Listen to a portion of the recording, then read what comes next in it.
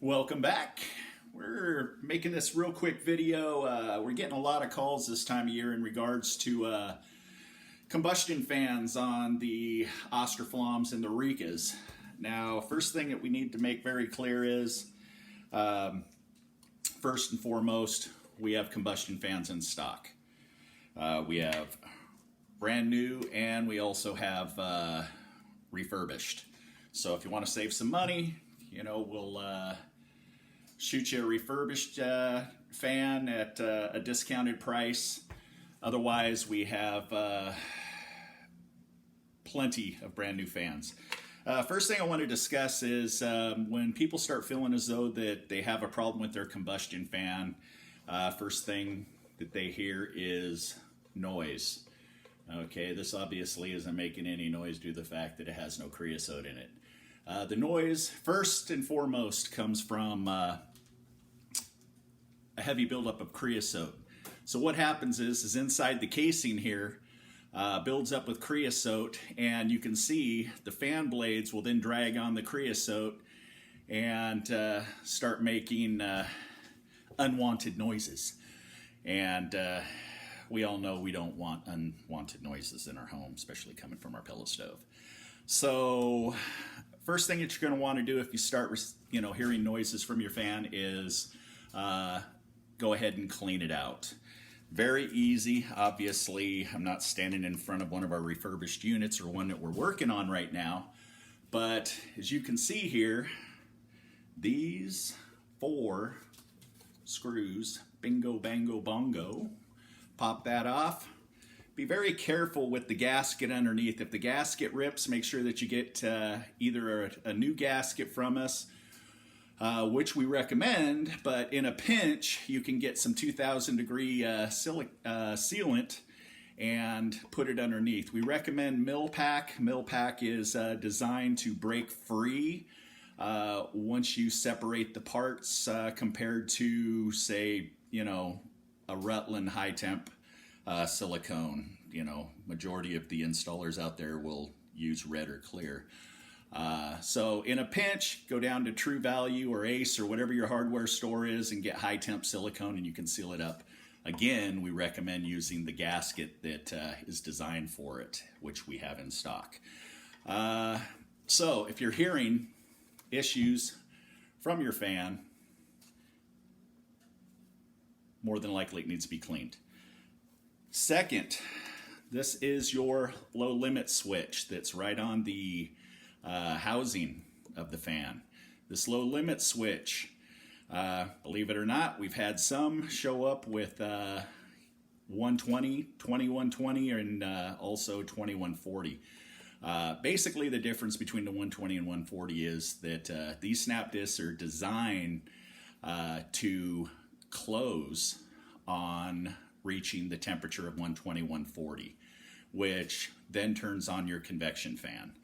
If you find that your stove runs, your convection fan or your stove basically shuts down, is what happens when you have a bad low limit switch, is your stove will go through shutdown mode as soon as it reaches its, well, it depends on what type of pellets you're burning and how much heat you're pumping through, but on average, anywhere from roughly around 10 minutes is when your low limit will end up closing.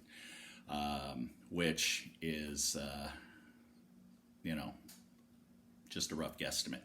But if your low limit is bad, give us a call. We got them in stock. Shoot one right out to you. One way to determine if a low limit switch is bad is you can actually jump the connectors. So you can get yourself, don't do anything stupid and just say, oh, off-grid stoves told me to do it, and then shock yourself, and then next thing you know, you have a issue. What we recommend is, or what I do, just because I do it all the time, is I use a paper clip. And you can't be the plastic coated, it's got to be the metal, and you can jump the two together, and what it's going to do is create a continuous circuit, and it'll turn your fan on, your convection fan. So that's a good way to test your snap disc. This unit here, as you can see, this is designed for the Rika Integra 2 or Visio or the Premio. Okay, that's with the digital connections. I don't have one with the Integra 1 connections, but this connection setup will not work with the Austroflamm pre-2006 Integra 1s. So we have them in stock, and basically they're just eliminating these connectors, and then they just have proper connections to run to your wiring block on your Integra 1. So we have both in stock, Integra 1 pre-2006, Integra 2 2006 and newer. Let's see here.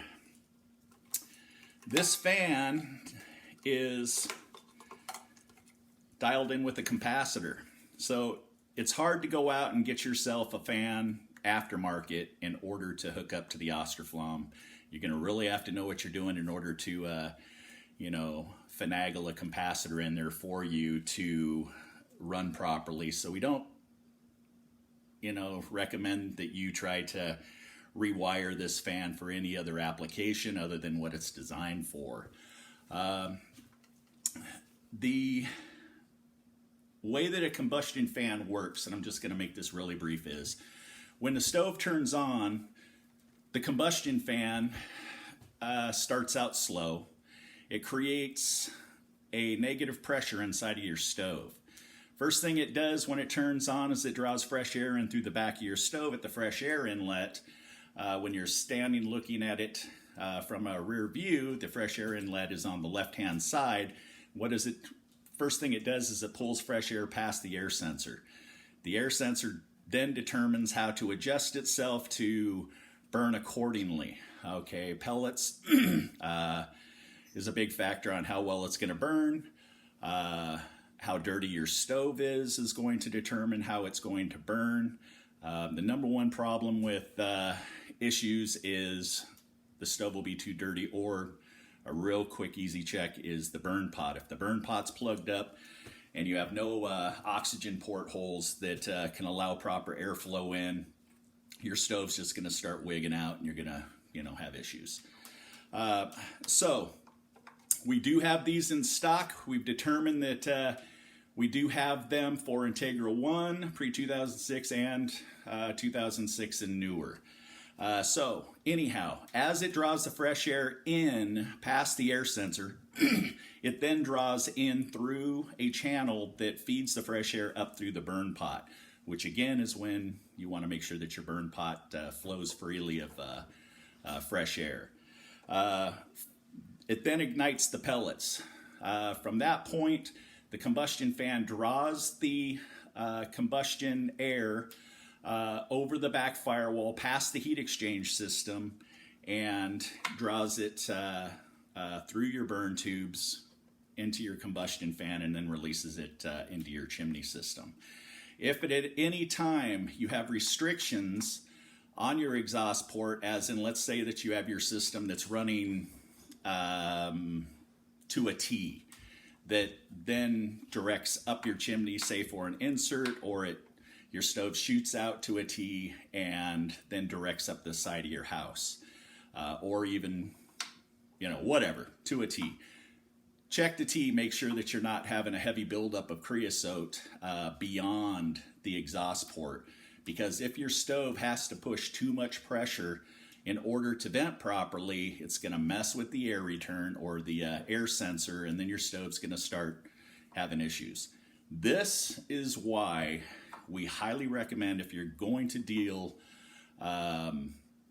with trying to repair the Austroflamm yourself, contact somebody like Off Grid Stoves and More to lead you down the correct path instead of just process of elimination. Okay, when you have individuals that try to fix their Austroflamms, there's a lot of people out there that say that they know how to repair pellet stoves, but that can be very costly if by chance you have a gentleman that's running off the process of elimination.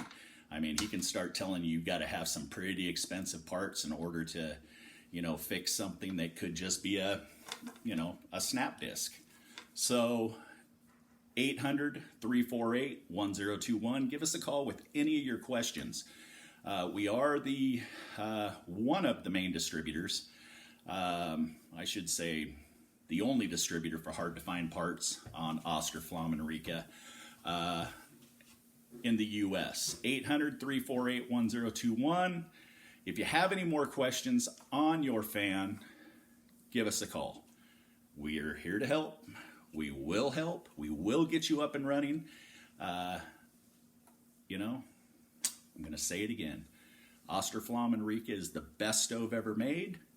Just ask an Austroflamm owner. Have an awesome day. See ya.